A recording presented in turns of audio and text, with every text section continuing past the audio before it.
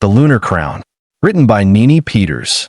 The wind howled through the ancient pines of Silverwood Forest as Marcus stood at the edge of the cliff, his steel-gray eyes scanning the territory that had been his burden for the past decade.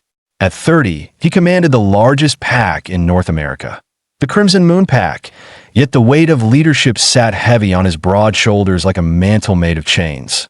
The moonlight cast long shadows across his chiseled features, highlighting the permanent lines of responsibility etched around his eyes and mouth. 10 years. 10 years since his father's death had thrust him into a role he'd never wanted, despite being born for it. The alpha blood that coursed through his veins was both gift and curse, marking him as the strongest among his three brothers, the chosen one from birth. But strength meant nothing when your soul felt hollow, when the very essence of what made a pack complete remained forever out of reach.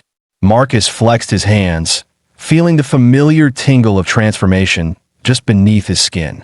His wolf form was magnificent, a creature of legend with midnight black fur and eyes that glowed like molten silver. Other alphas cowered in his presence, unable to meet his gaze when he spoke at the monthly councils.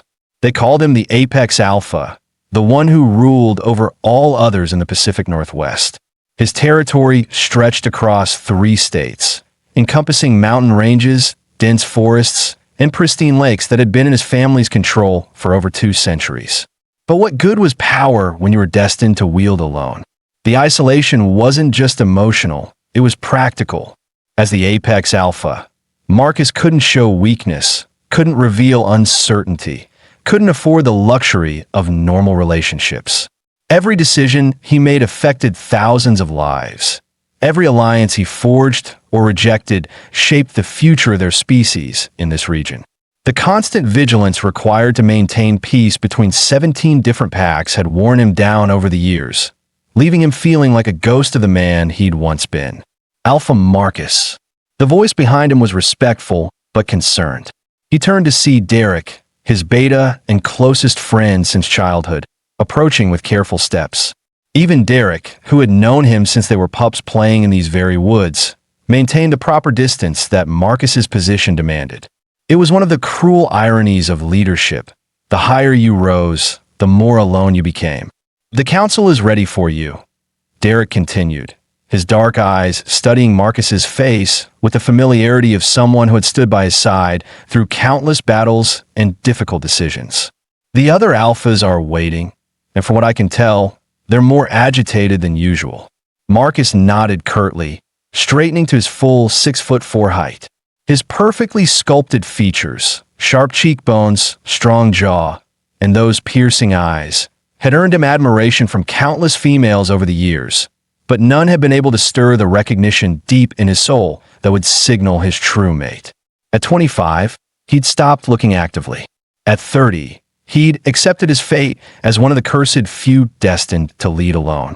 The Great Hall of the Crimson Moon Territory was an impressive structure, built from massive logs and stone, designed to accommodate hundreds of pack members during important gatherings. The building itself was a testament to the power and permanence of his pack. Cathedral ceilings supported by hand-hewn beams, walls adorned with the pelts of legendary hunts, and a fireplace large enough to roast an entire deer. Tonight, it hosted the quarterly Alpha Council, where leaders from 17 different packs came to discuss territorial disputes, rogue problems, and the various challenges facing their kind in an increasingly human-dominated world. The atmosphere in the hall was thick with tension as Marcus entered. Each alpha present ruled their own territory with absolute authority, commanded their own warriors, and possessed strength that would be legendary among humans. Yet in Marcus's presence, they all acknowledged his supremacy without question. As Marcus entered, conversations died mid-sentence. 17 alphas, each powerful in their own right, immediately lowered their gazes in deference. The scent of submission filled the air, though it was voluntary rather than forced. Marcus had earned his position through strength, wisdom, and an unwavering dedication to protecting all the packs under his jurisdiction. He had fought challenges from alphas twice his age when he was barely 21, had negotiated treaties that had prevented wars, and had personally hunted down rogue wolves that threatened to expose their kind to human authorities. Brothers and sisters. Marcus's voice carried easily through the hall, commanding without being raised. The acoustics of the ancient building amplified his words, ensuring that even the most softly spoken command would reach every corner. What news do you bring from your territories? Alpha Thomas of the Riverstone Pack stood first, his weathered face grim with worry. Thomas was in his 60s, a grizzled veteran who had survived 3 separate challenges to his leadership and countless battles with rogues and human encroachment. If something had him genuinely concerned, it was serious. "We've had 3 more disappearances along our southern border," Thomas reported, his voice carrying the weight of genuine fear. Young wolves, all between 18 and 22. No trace, no scent trail to follow, no signs of struggle until after they were already gone. It's like they simply vanished in a thin air. A murmur of concern rippled through the assembled alphas. Marcus felt his jaw tighten as he processed the information. This was the 4th pack to report similar incidents in the past 2 months, and the pattern was becoming impossible to ignore. Someone, or something, was hunting their kind with increasing boldness and sophistication. Alpha Jennifer of the Mountain Peak Pack stood next, her auburn hair catching the firelight as she spoke. Jennifer was one of the few female alphas in the region, having claimed her position after defeating her predecessor in single combat 5 years ago. Her pack controlled some of the most treacherous terrain in the Rockies, and her wolves were known for their resilience and tactical skills. "We've had similar incidents," she confirmed, her voice tight with controlled anger. "But we managed to get more information. My scouts found evidence of a struggle near Pine Lake, and whatever took them was skilled enough to mask their scent completely. But they weren't perfect. We found traces of technology that shouldn't exist." Marcus leaned forward, his interest sharpening. "What kind of technology?" Jennifer reached into her jacket and withdrew a small, twisted piece of metal that gave off an unsettling aura, even in its damaged state. Some kind of containment device. It was designed to suppress supernatural abilities, but the engineering is beyond anything humans should be capable of. This isn't just advanced, it's hybridized with something else. The implications sent a chill through the room. Marcus took the device, feeling his wolf recoil from its touch. Whatever had created this technology understood supernatural physiology in ways that suggested either extensive experimentation or inside knowledge. "Have any of you encountered anything like this before?" Marcus asked, holding up the device so all could see. Alpha Robert of the Coastal Pack cleared his throat nervously. Robert was young for an alpha, having inherited his position when his father died in a car accident 3 years ago. His pack was smaller than most, but their territory included several human towns, giving them unique insight into human activities. "There have been rumors," Robert said hesitantly. "Stories from some of the older wolves about organizations that have existed for centuries, dedicated to hunting supernatural beings. But most of us dismiss them as paranoid fantasies." Marcus felt his wolf bristle with unease. "What kind of organizations?" "They call themselves different names in different eras," Robert continued, his voice growing more confident as he warmed to the subject. "The Purifiers, the Silver Dawn, the Celestial Order. But the common thread is always the same: humans who believe that supernatural beings are an abomination that needs to be eliminated." Alpha David of the Valley Pack, a massive man who stood nearly 7 feet tall, even in human form, slammed his fist on the table. "Let them come," he growled, his voice carrying the rumble of his wolf just beneath the surface. "We've faced human hunters before. They die just like any other prey. These aren't ordinary hunters," Jennifer interjected sharply. "The precision, the technology, the complete absence of scent trails. This is something new. Something organized and well-funded." Marcus's mind raced through the possibilities. Hunters knew about their kind, had always known, but they rarely operated with such precision and stealth. Rogue wolves were another possibility, but they typically left more evidence behind, and the technology Jennifer had recovered was clearly of human origin. No, this felt different. Organized. Purposeful. And most disturbing of all, it suggested that someone had been studying their kind for a very long time. "Double your patrols," he commanded, his voice cutting through the growing murmur of worried conversations. "No wolf travels alone after sunset, regardless of rank or experience. Establish communication schedules with neighboring packs.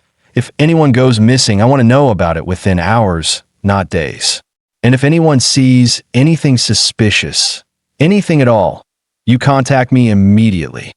The other alphas nodded their agreement, but Marcus could smell their fear despite their brave words. It was subtle, carefully controlled as befitted their positions, but present nonetheless. They looked to him for protection, for answers, for the kind of decisive leadership that had kept their species safe in this region for the past decade. Alpha Sarah of the Northern Pack, an elderly woman whose silver hair reflected her advanced age and wisdom, spoke up from the far end of the table. "There's something else we need to consider," she said, her voice carrying the weight of decades of experience. "These disappearances, they're not random. The victims are all young, all unmated, and all from families with strong bloodlines." The observation sent another chill through the room. Marcus felt pieces of a larger puzzle beginning to form in his mind, though the complete picture remained frustratingly out of reach. "You think they're targeting specific genetic traits?" he asked. Sarah nodded gravely. "It's the only pattern that makes sense. They're not just hunting us, they're harvesting us. The question is, for what purpose?" The meeting continued for another 2 hours, with each alpha sharing intelligence from their territories and coordinating defensive measures. But despite their collective knowledge and experience, Marcus couldn't shake the feeling that they were fighting shadows, reacting to threats they didn't fully understand. After the formal council ended, Marcus remained in the hall, staring into the great fireplace where flames danced like spirits in the darkness. The weight of responsibility pressed down on him more heavily than usual. 17 packs, over 3,000 wolves, all looking to him for guidance and protection. And for the first time in his decade of leadership, he felt truly uncertain about his ability to keep them safe. The enemies they'd faced before had been comprehensible. Rogue wolves driven by madness or ambition, human hunters operating with conventional weapons and tactics, territorial disputes that could be resolved through negotiation or controlled combat. But this new threat felt different, more sophisticated and far-reaching than anything they'd encountered before. "You're thinking about her again." Derek's voice startled him from his brooding. His beta had remained behind, as he often did during these moments when Marcus's carefully maintained composure cracked slightly around the edges. Derek was one of the few people who could read Marcus's moods despite the alpha's legendary poker face. "I don't know what you mean," Marcus replied, though they both knew it was a lie. The issue of his unmated status was a constant undercurrent in pack politics, a weakness that other alphas didn't openly acknowledge but certainly noticed. "Your mate," Derek said simply, settling into the chair beside him with the easy familiarity of a lifelong friendship. "You always get that look when the council meetings are over, when you're reminded of everything you have except the one thing you need most." Marcus was quiet for a long moment, watching the flames consume the logs with relentless hunger. The fire reminded him of his own situation, burning bright and strong, but ultimately consuming itself in the process. "She doesn't exist, Derek. I accepted that years ago." "Maybe," Derek replied thoughtfully. "Or maybe she's just not where you've been looking." There was something in Derek's tone that made Marcus turn to study his friend's face. Derek had been acting strangely for the past few weeks, disappearing for hours at a time without explanation, making mysterious phone calls that he ended whenever Marcus entered the room. Derek was holding something back, that much was obvious, but before Marcus could probe deeper, a commotion outside the hall drew their attention. The massive wooden doors burst open with enough force to send them crashing against the stone walls. 2 of Marcus's border guards entered at a run, supporting a figure between them. It was a young woman, her clothes torn and dirty, dark hair matted with leaves and twigs. She was unconscious, her breathing shallow but steady, and even from across the room Marcus could tell she had been running hard for a very long time. "Alpha," one of the guards, a young wolf named Tyler, spoke quickly, his words tumbling over each other in his haste to report. "We found her at the eastern border, near the old oak grove. She's been running for hours, maybe longer. Human by the scent of her, but what?" Marcus demanded, rising to his feet with predatory grace. Every instinct he possessed was suddenly alert, his wolf pushing against his human consciousness with an urgency he couldn't explain. Tyler exchanged a glance with his partner, a seasoned guard named Samuel, before continuing. "There's something else, Alpha. Something we can't identify. The scent is wrong. Like human, but not quite. And there's power there, something that makes our wolves uneasy." Marcus approached the unconscious woman, his enhanced senses immediately picking up the confusing mixture of scents Tyler had described. She appeared to be in her early 20s, with delicate features that spoke of mixed heritage and skin that seemed to glow with an inner light despite being dirty and scratched from her flight through the forest. Her clothes, though torn and stained, were of good quality, suggesting she came from comfortable circumstances rather than being one of the homeless or desperate humans who occasionally wandered into their territory. But it was when he knelt beside her that everything changed. The moment his fingers touched her wrist to check her pulse, a jolt of electricity shot through his entire body with the force of a lightning strike.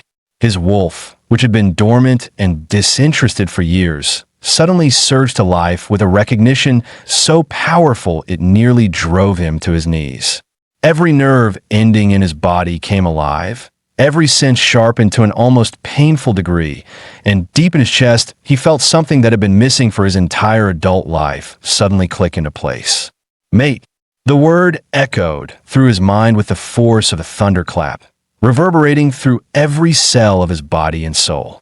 For the first time in his adult life, Marcus felt truly shaken to his core. This human woman, this impossible, mysterious human woman, was his mate. The one he'd given up hope of ever finding, the missing piece of himself that he'd learned to live without. But the recognition brought as many questions as answers. How is it possible for a human to be an alpha's mate? The few documented cases in werewolf history were legendary precisely because of their rarity, and most scholars believe they were mythological rather than historical. Yet here she was, unconscious in his arms, and every instinct he possessed was screaming that she belonged to him. As if sensing his recognition on some level deeper than consciousness, her eyes fluttered open. Marcus found himself staring into the most unusual shade of amber he'd ever seen. Not the simple gold of normal human eyes, but a complex mixture of colors that seemed to shift and swirl in the firelight. For a moment that seemed to stretch into eternity, they simply stared at each other, the connection between them so tangible that even the guards took an involuntary step backward. "Who are you?" she whispered, her voice barely audible, but carrying a strength that surprised him. Despite her obvious exhaustion and the circumstances of her arrival, there was no fear in her eyes, only a cautious curiosity that suggested she was accustomed to dangerous situations. "I'm Marcus," he replied, his usual commanding tone replaced by something softer, more vulnerable than anything Derek had heard from him in years. "And you're safe now." She struggled to sit up, and he helped her without thinking, his hands gentle despite their strength. The contact sent another wave of recognition through both of them, and Marcus saw her eyes widen with surprise and something that might have been relief. "I have to warn you," she said urgently, gripping his arm with surprising force for someone in her condition. "They're coming. The hunters. They know about your kind, and they're not interested in coexistence anymore. They want complete extinction." Derek stepped forward, his expression grave with concern. "What hunters? What are you talking about?" She turned those extraordinary amber eyes to Derek, then back to Marcus, and he could see her making rapid calculations about how much to reveal and how much these strangers could be trusted with. "My name is Luna," she said finally, and Marcus felt another shock of recognition at the name. Luna, the term is kind used for an alpha's mate. It couldn't be a coincidence. "And I'm not entirely human. My grandmother was something else, something they want to use as a weapon against you." The implications of her words hit Marcus like a physical blow. A mate who wasn't fully human, who carried some kind of supernatural heritage that made her valuable to those who hunted his kind. It should have been a complication he couldn't afford, a danger to everything and everyone he'd sworn to protect. Instead, as he looked into Luna's eyes and felt the unbreakable bond forming between them like steel cables wrapping around his soul, Marcus knew that his life had just become infinitely more complicated, and for the first time in years, infinitely more worth living. "Tell me everything," he said, helping her to her feet but not releasing her hand. The contact sent warmth through both of them, a sensation neither had expected but both instinctively craved. "Start from the beginning, and don't leave anything out." Luna took a shaky breath, glancing around the great hall as if seeing it for the first time. The massive structure with its ancient timbers and warriors' trophies must have seemed like something out of a fantasy novel to someone raised in the human world, but she adjusted quickly, her mind clearly working to process everything she was experiencing. "It started 3 months ago when my grandmother died and left me her journals," she began, her voice growing stronger as she spoke. "That's when I learned what I really am, what my family has been hiding for generations. We're descendants of the moon blessed, humans chosen by the lunar goddess herself to bridge the gap between your world and ours." Marcus felt his world shift on its axis. The moon blessed were legends, stories told around fires to young pups about humans who had been granted supernatural abilities to help maintain the balance between the species. Most wolves dismissed them as fairy tales, comforting myths designed to explain the rare instances of human supernatural cooperation in their history. But the elders sometimes spoke of them with a reverence that suggested there might be truth in the old stories. "I thought they were myths," Derek said, voicing Marcus's own thoughts.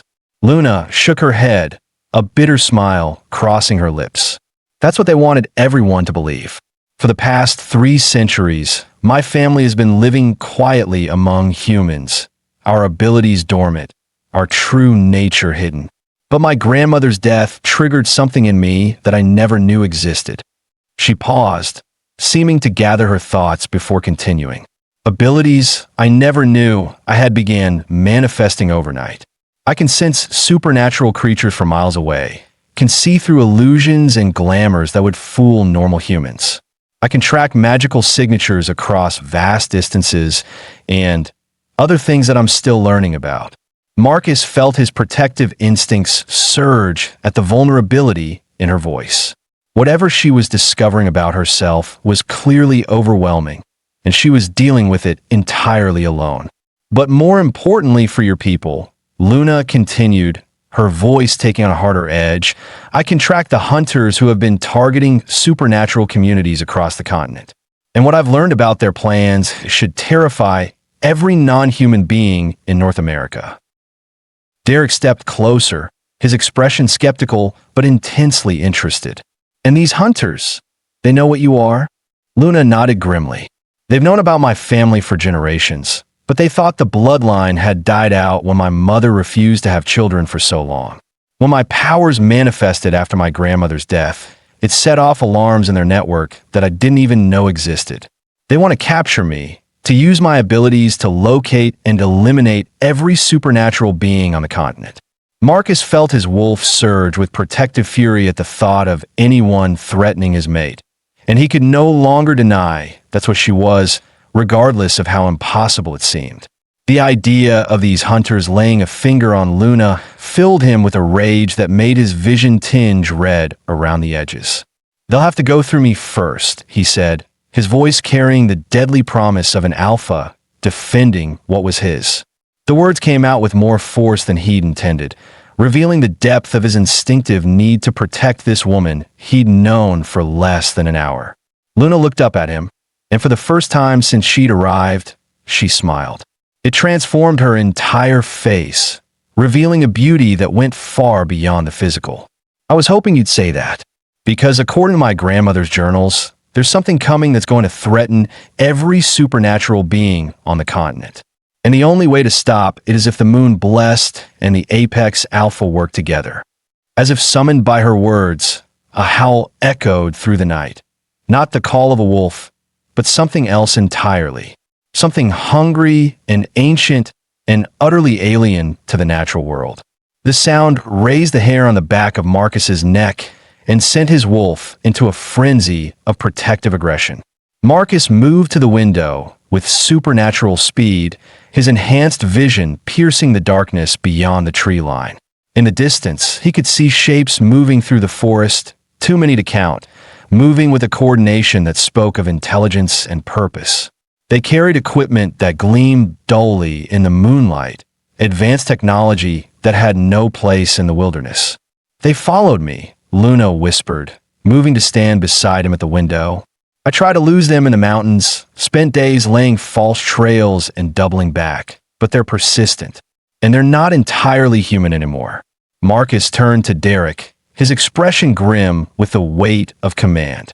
"Sound the alarm. Get everyone to the safe houses. Now, full evacuation protocol. Children and elders first, then the vulnerable. I want every fighter armed and ready for combat in 15 minutes. Derek hesitated for just a moment, his eyes flickering between Marcus and Luna. "Alpha, maybe we should consider." "Now, Derek," Marcus said, his voice carrying the full weight of Alpha authority. "This isn't a discussion." Derek nodded and ran from the hall, already shifting to his wolf form before he cleared the doorway. Within seconds, howls began echoing across the territory as the alarm spread from pack to pack. Marcus turned back to Luna, studying her face in the dim light. "How long do we have?" "Not long," she replied, checking a device on her wrist that looked like a cross between a watch and a GPS unit. "Maybe an hour before the main force arrives. But they'll have scouts positioned already, probably watching us right now." The weight of the situation settled over Marcus like a lead blanket. His entire pack, over 300 wolves including children and elders, was in immediate danger from an enemy he didn't understand, using weapons he'd never seen, led by someone who wanted to capture the woman fate had designated as his mate. But even as the tactical part of his mind began calculating defensive positions and evacuation routes, another part was focused entirely on the woman beside him.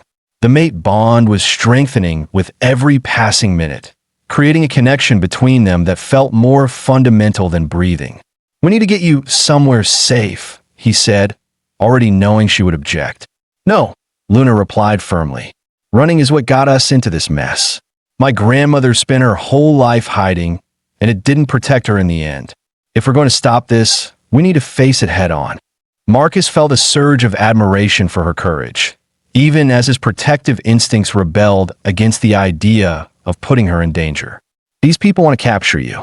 If they succeed, every supernatural being in North America dies," Luna interrupted. "That's what my grandmother's journals revealed. The hunters aren't just trying to eliminate threats. They're planning systematic genocide." The casual way she said it made the words even more chilling. Marcus had assumed they were dealing with an organized group of extremists, dangerous but ultimately limited in scope. The idea that they were facing something approaching a supernatural holocaust was almost too large to comprehend. "Tell me everything," he said. "All of it. We can't fight what we don't understand." Luna nodded and moved to the table where the alphas had been meeting, spreading out a collection of leather-bound journals that she'd somehow managed to keep with her during her flight through the wilderness. "According to these records, the Hunters aren't a new organization," she began, opening the first journal to reveal pages covered in faded handwriting. "They've existed for centuries, originally founded to maintain the balance between the supernatural and human worlds. But something changed about 50 years ago." Derek returned at that moment, having completed his initial orders. "The evacuation is underway, Alpha. Jessica is coordinating the movement to Safe House Alpha, and Thomas is organizing the defense teams." Marcus nodded his approval, but kept his attention focused on Luna's explanation. "They stopped trying to maintain balance and started planning genocide," Luna continued, turning pages to reveal maps, organizational charts, and what appear to be weapon specifications. "My grandmother was part of their organization once, before she learned what they really intended to do with people like us." Derek leaned over her shoulder to read, his expression growing darker with each revelation. "These weapon designs, Some of this technology shouldn't even be possible. Luna looked up at him with grim acknowledgement. That's because they're not entirely human anymore either. The organization has been recruiting supernatural beings for decades, convincing them that they're serving the greater good by helping to eliminate the dangerous ones. The betrayal implicit in her words hit Marcus like a physical blow. The idea that some of their own kind might be working with the hunters was almost too horrible to contemplate. My grandmother tried to warn the supernatural communities, Luna continued, but most dismissed her as a traitor or a madwoman. That's when she went into hiding and started documenting everything she could about their plans. Marcus studied the journal pages, noting the careful detail in every entry. Maps of supernatural territories, organizational charts showing hunter cell structures, weapon specifications that combined advanced human technology with supernatural abilities. Luna's grandmother had been thorough in her intelligence gathering. But it was the section titled Project Moonfall that made his blood run cold. "They're planning to use you," he said, his voice tight with controlled anger. "Your abilities, they want to turn you into some kind of supernatural tracking system." "More than that," Luna replied, flipping to another section that made Marcus's wolf howl with rage. "The Moon-Blessed don't just sense supernatural beings. We can disrupt their powers. In the right hands, someone like me could be turned into a weapon capable of stripping a werewolf of their ability to shift, a vampire of their speed and strength, a witch of their magic." The implications were staggering. Marcus had assumed the hunters were simply better equipped humans with advanced weapons and tactics. He'd never imagined they might possess supernatural weapons of their own, or that they could turn the very people meant to protect supernatural beings into tools of destruction. "There's more," Luna said quietly, turning to a section near the back of the journal. "According to my grandmother's research, they've been working on something called the lunar binding, a device designed to amplify a moon-blessed natural abilities while placing them under complete mental control." Derek cursed softly in the ancient language of their people. "And if it works, then they'll have a supernatural being powerful enough to track down and disable every werewolf, vampire, witch, and fae in North America," Luna replied. "The supernatural world, as you know, it will cease to exist within a generation." The weight of that revelation settled over the room like a suffocating blanket. Marcus had known they were facing a significant threat, but this went beyond anything he had imagined. This was extinction-level danger for his entire species and potentially every other supernatural being on the continent. A commotion at the entrance to the hall interrupted his thoughts. Two of his guards entered, escorting a figure that made Marcus surge to his feet with lethal intent. The man was tall and lean, dressed in dark tactical gear that bore no identifying marks. His pale eyes swept the room with calculating intelligence before settling on Luna with unmistakable hunger. Everything about him screamed predator, but there was something else, something that made Marcus's wolf recoil with instinctive unease. "Relax, Alpha," the stranger said, raising his hands in a gesture that was meant to be non-threatening, but somehow wasn't. "I'm not here as an enemy." "Then you have exactly 10 seconds to explain why you're here before I tear your throat out," Marcus replied, his voice carrying the full weight of his alpha authority and barely contained violence.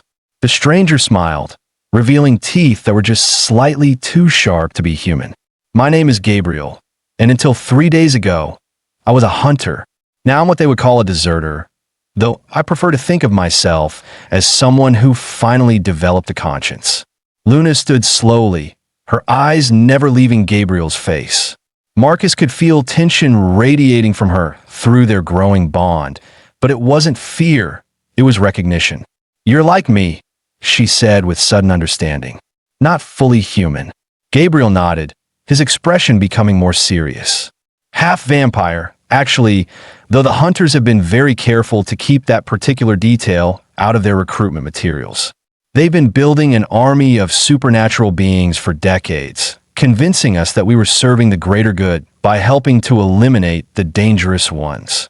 Derek stepped forward, his hand resting on the silver knife at his belt. "And we're supposed to trust you because..." Because I know where they're planning to strike next, Gabriel replied, his expression deadly serious.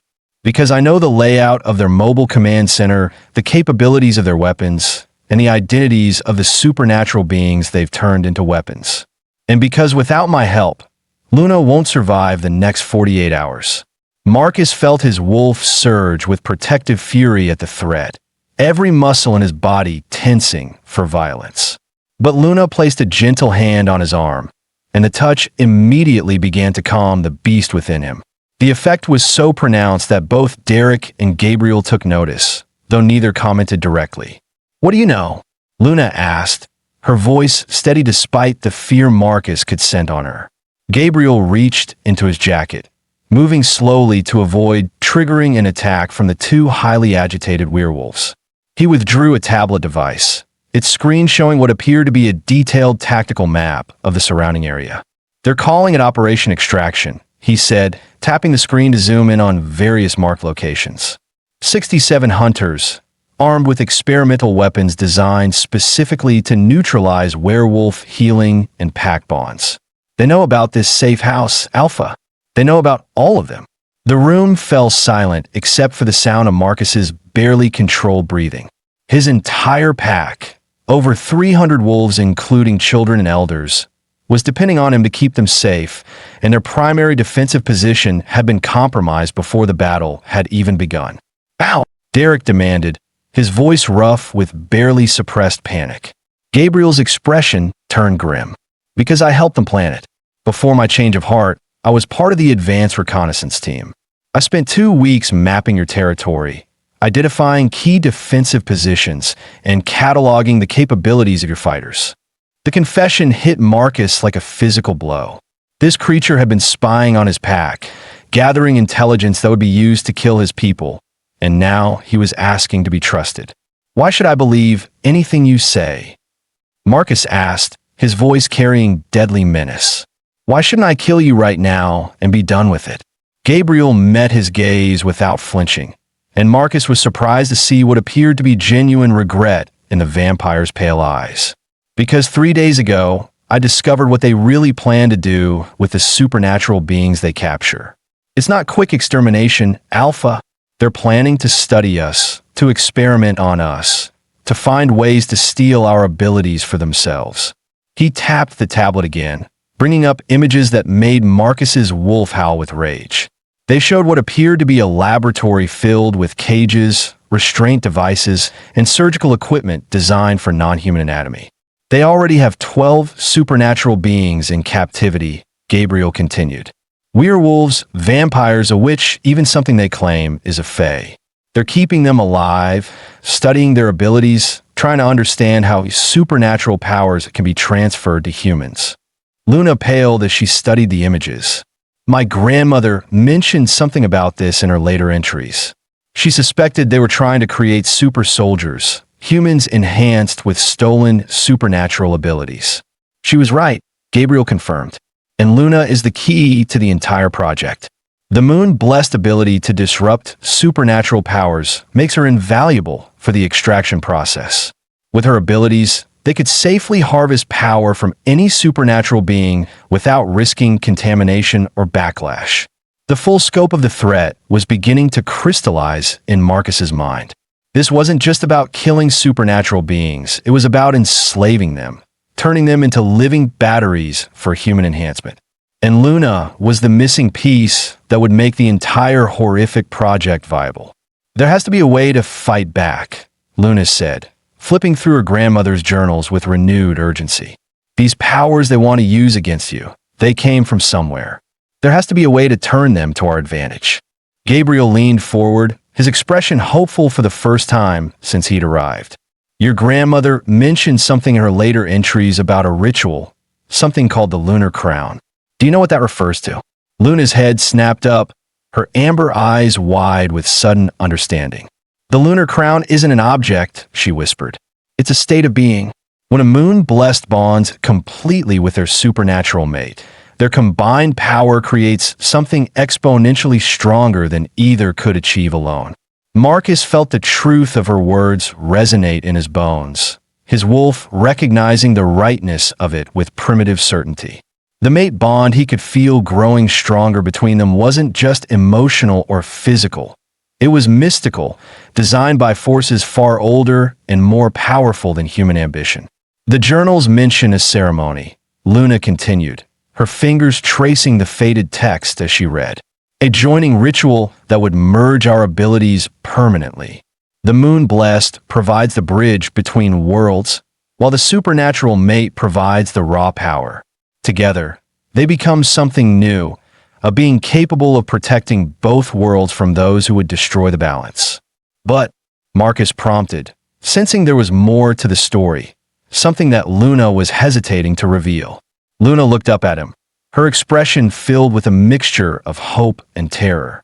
If the ritual fails, or if our bond isn't strong enough to contain the combined power, it could kill us both. And even if it succeeds, there's no going back. We would be bound together not just as mates, but as two halves of the same supernatural entity.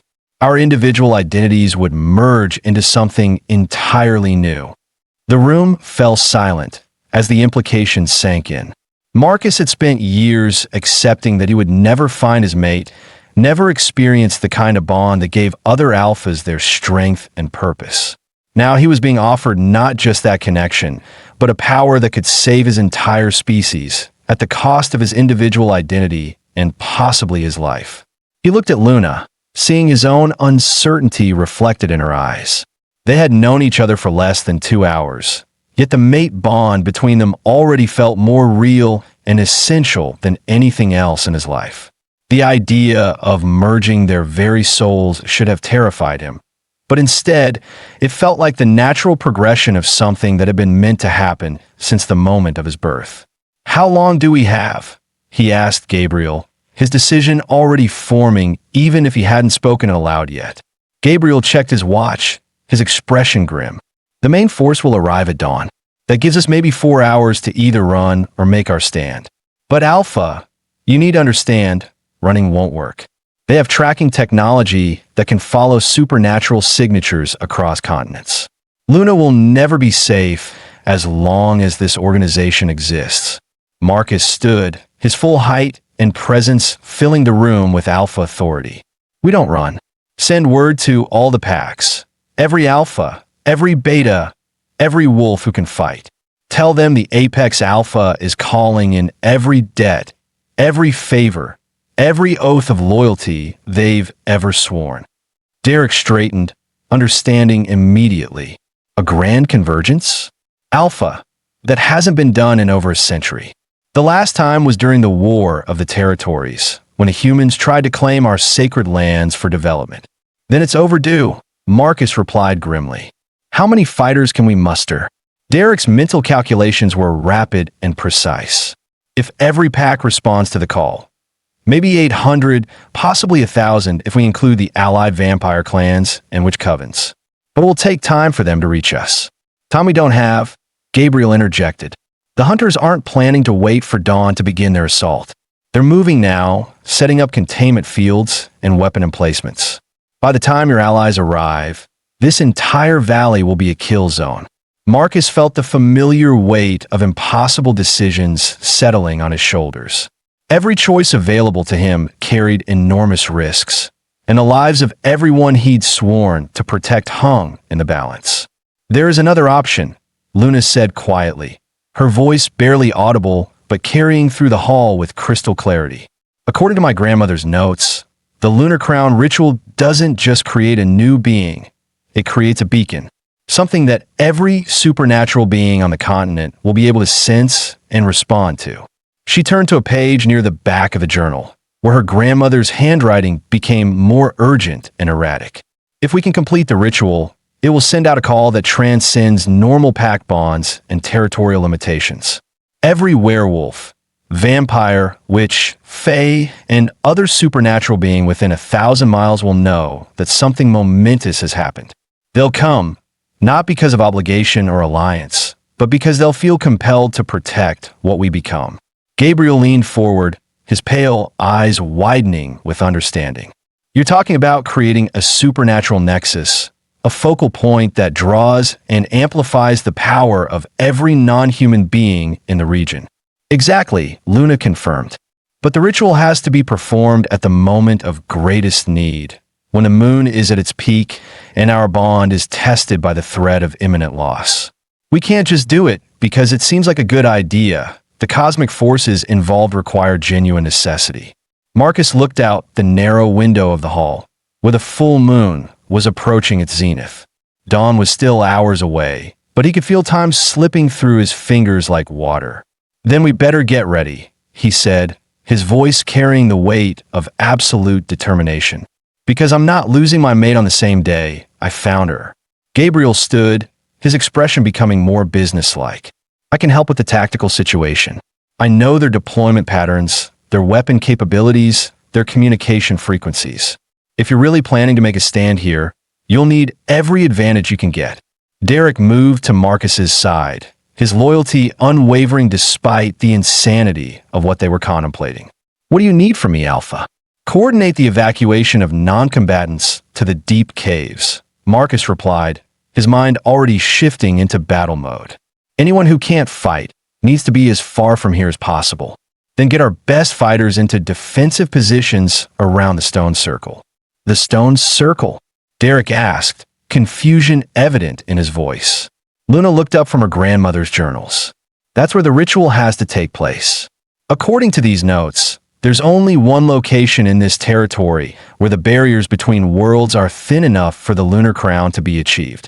Marcus felt a chill of recognition. The ancient stone circle had been hidden in the heart of Crimson Moon territory for over 2 centuries, its weathered markers carved with symbols that predated human civilization in North America. He had discovered it as a young pup, but he'd never understood its true purpose until this moment. "It's a nexus," Luna explained, as if reading his thoughts.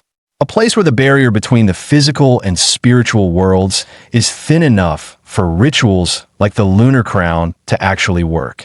My grandmother's research suggests there are similar sites all over the world, most of them forgotten or dismissed as archaeological curiosities." The pieces were falling into place with the inevitability of fate. Marcus had been drawn to that circle his entire life, had felt its power calling to something deep in his wolf soul. Now he understood why. It had been waiting for this moment, for the conjunction of circumstances that would allow the ritual to be performed. "How much time do we need for the ritual itself?" he asked. Luna consulted the journal again, her expression growing more concerned as she read. "According to these notes, the ceremony takes approximately 1 hour from beginning to completion. But that's 1 hour during which we'll be completely vulnerable, unable to defend ourselves or break the connection without risking death." Gabriel nodded grimly. "And that's 1 hour during which the hunters will be doing everything in their power to capture Luna and kill everyone else in the vicinity." The tactical challenge was staggering. Marcus needed to coordinate the defense of his territory against a technologically superior enemy, while simultaneously protecting a ritual that would leave both him and Luna helpless for an extended period. It was the kind of military problem that had no clean solutions, only different degrees of catastrophic risk. "We'll need a layered defense," he decided. "Multiple fallback positions, each one buying time for the ritual to be completed. Derek, I want our best marksmen in the trees around the stone circle, with orders to target anyone who gets within 100 yards of the ritual site." Derek nodded, already planning the defensive positions in his mind. "What about the hunters' technological advantages?" Gabriel mentioned weapons designed specifically to counter our abilities. Gabriel reached into his tactical vest and withdrew several small devices that looked like advanced grenades. Sonic disruptors, designed to interfere with werewolf hearing and coordination. Neural scramblers that can temporarily shut down supernatural regeneration.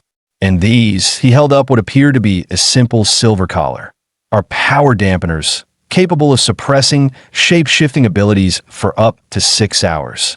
Marcus felt his wolf recoil from the devices, recognizing them as fundamental threats to his nature. "Can they be countered?" "To some extent," Gabriel replied. "The sonic disruptors have limited range and battery life. The neural scramblers require direct contact to be effective. But the power dampeners, those are the real threat. Once they're activated, there's no known way to remove them without killing the wearer. Luna closed her grandmother's journal and stood, her expression resolute despite the fear Marcus could sense through their bond. Then we make sure they never get close enough to use them. The sound of running feet echoed through the hall as pack members began implementing Marcus's evacuation orders. Through the windows, he could see wolves moving through the darkness with practiced efficiency, carrying children and supplies toward the deep cave systems that had served as emergency shelters for generations. "There's something else you need to know," Gabriel said, his voice taking on an even more serious tone. "The hunters aren't operating alone. They have allies, humans who have been enhanced with stolen supernatural abilities, and worse, they have what they call turn ones." "Turn ones?" Derek asked.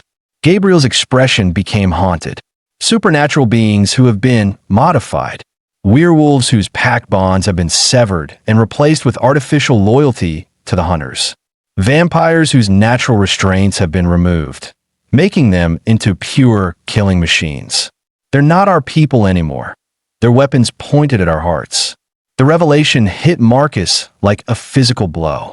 The idea that members of his own species could be turned into tools for their destruction was almost too horrible to contemplate. But it explained the tactical sophistication of the attacks, the intimate knowledge of supernatural weaknesses, the precision with which the hunters had been operating. "How many?" he asked, though he wasn't sure he wanted to know the answer. "At least a dozen that I know of," Gabriel replied. "Maybe more. They don't share operational details between cells unless absolutely necessary." Marcus felt the weight of command pressing down on him more heavily than ever. He was being asked to lead his people into battle against enemies who understood their capabilities better than they understood themselves, who had turned their own kind into weapons, and who possessed technology that could neutralize their greatest advantages. But as he looked at Luna, felt the strength of the mate bond growing between them, Marcus knew that retreat wasn't an option. This wasn't just about protecting his pack anymore. This was about ensuring that supernatural beings would continue to exist at all. "We proceed with the plan," he decided, his voice carrying the absolute authority of an alpha who had made his final choice. "Derek, how long until the defensive positions are ready?" Derek checked his watch. 20 minutes for basic positions, maybe 40 for full preparation. "Gabriel, how long until the hunters begin their assault?" Gabriel consulted his tablet, checking signals that Marcus couldn't interpret. "Based on their movement patterns, I'd estimate 90 minutes until they're in position to begin the attack." Marcus nodded, feeling the familiar calm that always settled over him before battle. "Then we have a narrow window. Luna, what do you need to prepare for the ritual?" Luna opened her grandmother's journal to a specific page, one covered with intricate diagrams and symbols. Blood from both participants, silver to channel the lunar energy, and...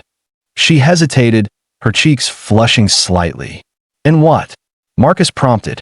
"Complete trust between the participants," she finished quietly.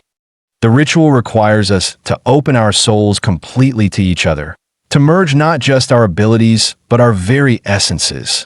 If there's any doubt, any reservation, any part of ourselves that we hold back, the process will fail." Marcus felt the truth of her words resonating through the mate bond. What they were contemplating went far beyond anything in his experience, requiring a level of trust and intimacy that normally took years to develop. They were being asked to essentially become one being, to surrender their individual identities in service of something greater. "Are you ready for that?" he asked, the question carrying weight beyond its simple words. Luna met his gaze without flinching. "I've been alone my entire life, hiding what I am, afraid to trust anyone with the truth about my nature. For the first time, I'm with someone who understands, someone who accepts what I am without fear or judgment." "Yes, Marcus, I'm ready." The conviction in her voice sent warmth through the mate bond, strengthening the connection between them. Marcus felt his wolf responding to her acceptance, recognizing her not just as mate, but as partner in the truest sense. "Then let's save our worlds," he said, extending his hand to her. The moment their fingers touched, both of them felt the power that lay dormant in their connection. It was like standing at the edge of an ocean, feeling the vast depths that waited to be explored. Whatever they became through the ritual, it would be something unprecedented in the history of either species. The ancient stone circle lay in a clearing deep within Crimson Moon territory, surrounded by towering pines that had stood sentinel for centuries. The weather markers were arranged in a perfect circle, each one carved with symbols that seemed to shift and change in the moonlight. As Marcus and Luna approached the site, both could feel the power of the place humming in their bones. "This is it," Luna said softly, consulting her grandmother's journal one final time. According to these notes, this circle was created by the first moon-blessed who came to this continent, over 300 years ago. It's been waiting for this moment ever since. Around the perimeter of the clearing, Marcus could see the shapes of his fighters taking up defensive positions. Derek had positioned the pack's best marksmen in concealed locations throughout the surrounding trees, while other wolves had established fallback positions along the approaches to the circle. Gabriel moved among them like a ghost, sharing intelligence about hunter tactics and weapon capabilities. Despite his recent betrayal of his former allies, the pack had accepted his help with the pragmatic understanding that they needed every advantage they could get. "Alpha," Derek called softly from the edge of the clearing. "We're as ready as we can be. The non-combatants are secure in the deep caves, and I've got runners positioned to maintain communication between defensive positions." Marcus nodded his approval, but his attention was focused primarily on Luna as she prepared for the ritual. She had changed into a simple white dress that seemed to glow in the moonlight, and her dark hair was unbound, flowing around her shoulders like liquid shadow. "According to the journal, we need to begin with blood," she said, withdrawing the same silver knife she had shown him earlier. A willing offering from both parties, mixed together and poured onto the central stone. Marcus nodded, extending his hand without hesitation. The blade was sharp enough that he barely felt it cut his palm, though he was aware of every pack member in the vicinity tensing at the scent of alpha blood. Luna made a similar cut on her own palm, then pressed their hands together so their blood could mingle. The moment their blood touched, power exploded through the circle like lightning.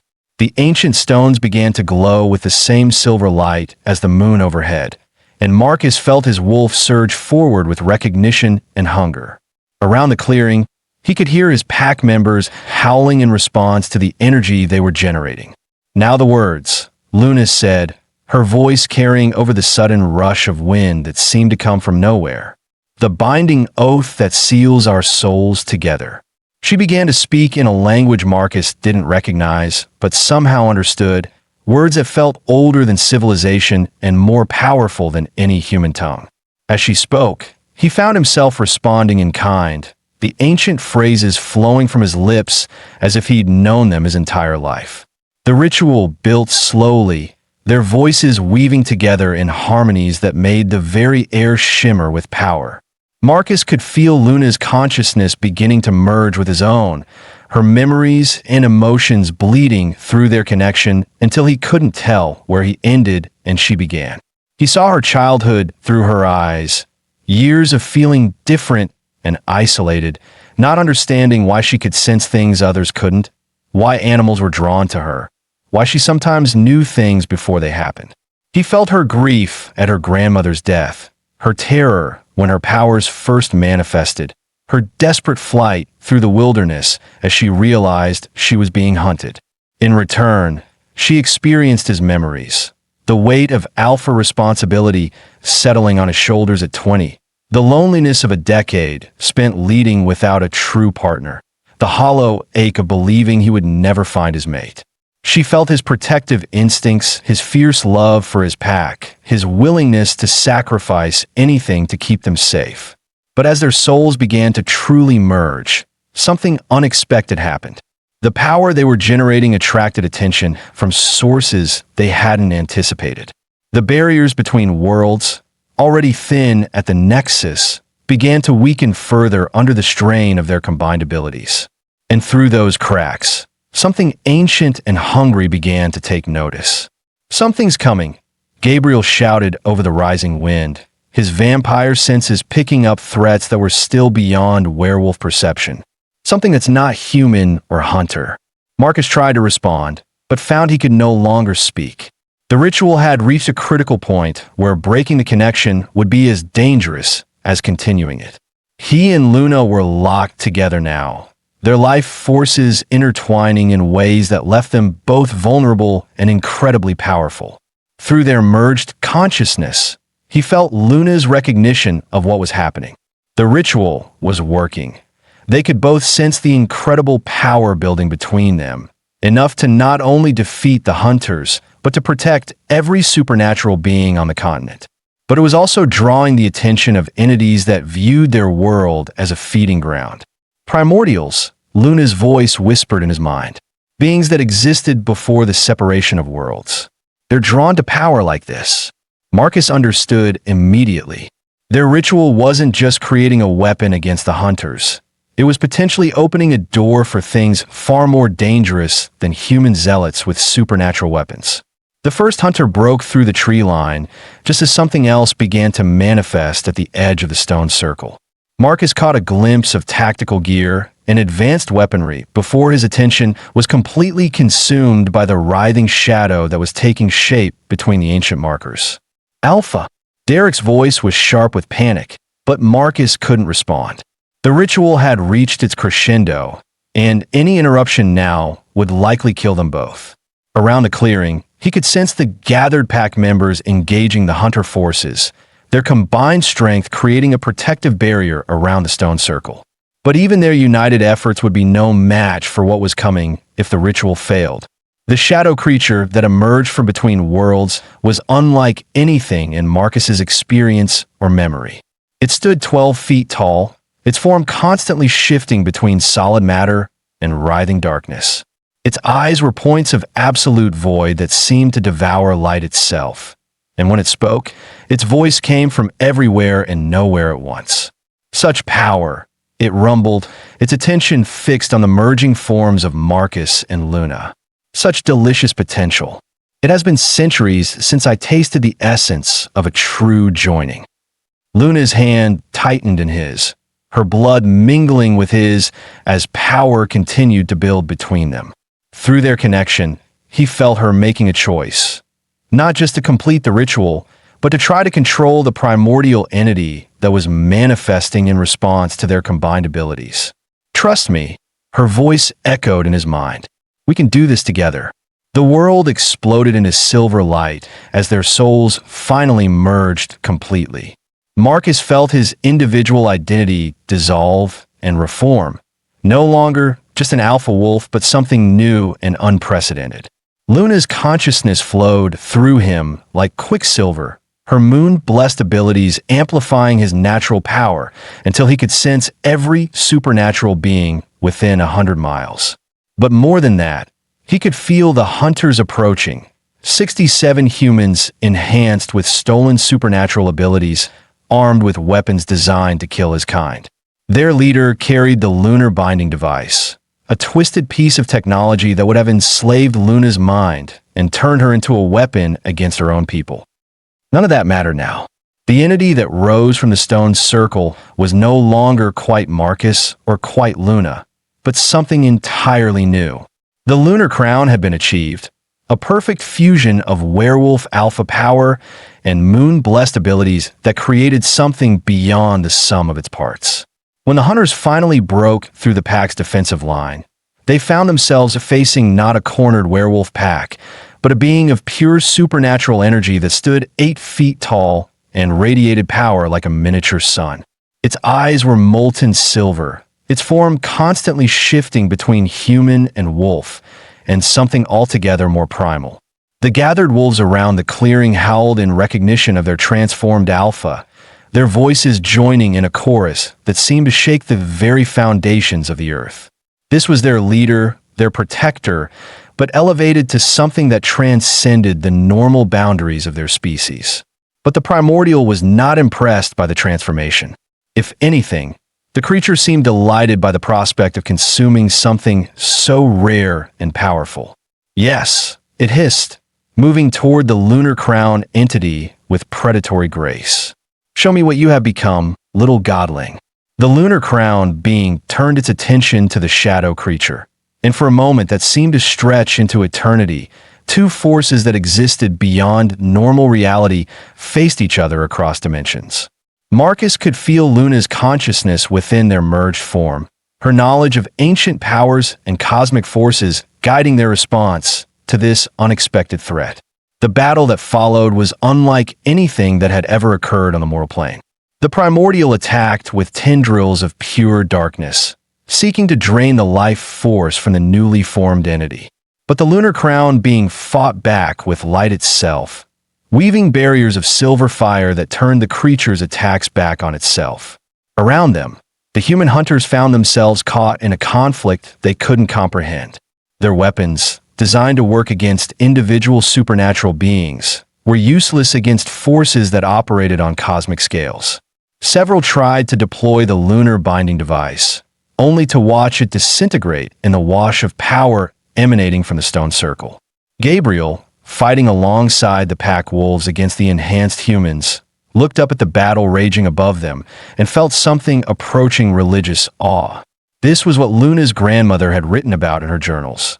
The return of the old powers, the awakening of forces that could reshape the world itself.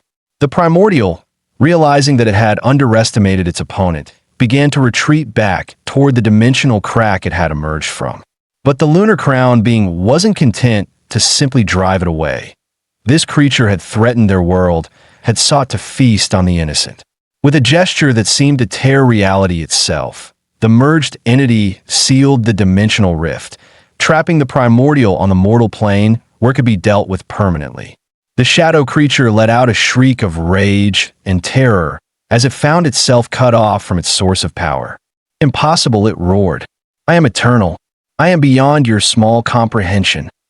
The lunar crown being spoke then, its voice carrying harmonics that resonated through every supernatural creature within miles. "You were eternal in your realm. Here, you're simply another predator in need of correction." What followed was not a battle, but an execution. The merged entity dismantled the primordial with surgical precision, unweaving its essence thread by thread until nothing remained but dissipating shadow.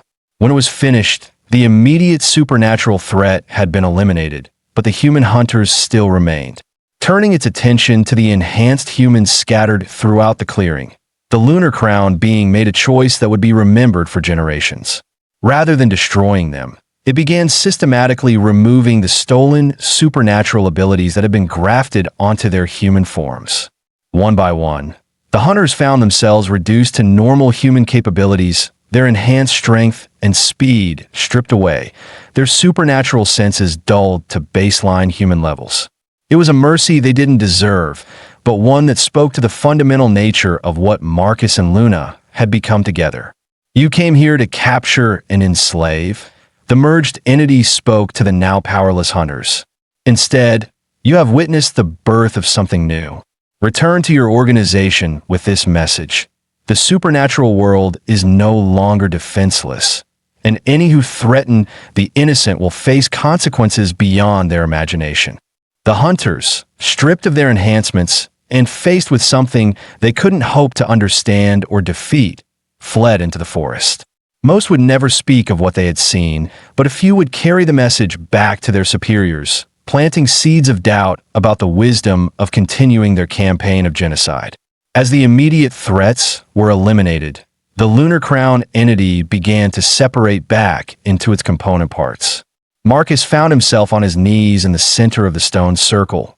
Luna collapsed beside him, both of them gasping as their individual consciousnesses reasserted themselves. But they weren't quite the same as they'd been before. Marcus could still feel Luna's presence in his mind, a warm golden thread connecting them that distance would never break. Her moon-blessed abilities were now partially his, just as his alpha power had become partially hers. They were still individuals, but they were also something more, a mated pair bonded so completely that they functioned as two halves of a greater whole. Around the clearing, the gathered pack members began to howl again, But this time, it was a sound of triumph and recognition. Their alpha had not only survived the impossible ritual, but had emerged stronger than ever, bonded to a mate who complemented and amplified his natural abilities. "Is it over?" Derek asked, approaching the circle cautiously. His alpha was still recognizably Marcus, but there was something in his eyes now, a depth and power that hadn't been there before, and a sense of completion that Derek had never seen in his friend. Luna struggled to sit up, accepting Marcus's help as she regained her bearings. "The immediate threat is over," she said, her voice hoarse from the ritual. But this was just the beginning. The hunters will regroup, find new ways to threaten supernatural communities. And there are other things out there, older things, that have taken notice of what we've become. Marcus helped her to her feet, marveling at how natural it felt to support her, how right it was to have her at his side. The loneliness that had defined his adult life was gone, replaced by a connection so fundamental that he couldn't imagine existing without it. "Then we'll face them together," he said, his voice carrying the absolute certainty of an alpha who had finally found his purpose. "All of them." Gabriel approached them, his pale eyes wide with something approaching reverence. "The power signature you two generated during that ritual. It's going to attract attention from every supernatural community on the continent. Some will see you as potential allies. Others will view you as a threat to be eliminated." Luna nodded, unsurprised by the assessment. "My grandmother wrote about this possibility. The lunar crown was always meant to be more than just a weapon against hunters. It's a catalyst, something that forces the supernatural world to evolve or die." Marcus felt the weight of that responsibility settling on his shoulders, but this time it didn't feel like a burden. With Luna beside him, sharing the load and adding her own strength to his, he finally understood what his father had tried to tell him before his death. An alpha's true power didn't come from ruling alone. It came from finding the one person who made him complete. As dawn broke over Silverwood Forest, painting the sky in shades of gold and pink, Marcus and Luna stood hand in hand in the ancient stone circle. Around them, the evidence of the night's battle was already being cleared away by pack members who worked with the efficiency of wolves who had complete faith in their alpha's leadership. The hunters had been defeated, their supernatural enhancements stripped away, their weapons destroyed. The primordial threat had been eliminated permanently. And most importantly, the supernatural communities of North America now had protectors who could stand against any threat that emerged. But for the first time in a decade, Marcus wasn't just the apex alpha. He was half of something greater, part of power that would reshape the supernatural world and protect it from threats both old and new. The lunar crown had been achieved, and with it, a new age had begun. If you enjoyed this story, please consider subscribing to our channel for more captivating audiobook stories that will transport you to worlds beyond imagination. Your support means everything to creators like us who are passionate about bringing these magical stories to life. Hit that like button if this story touched your heart. Share it with fellow lovers of supernatural romance. And let us know in the comments what kind of mystical adventure you'd like to hear next.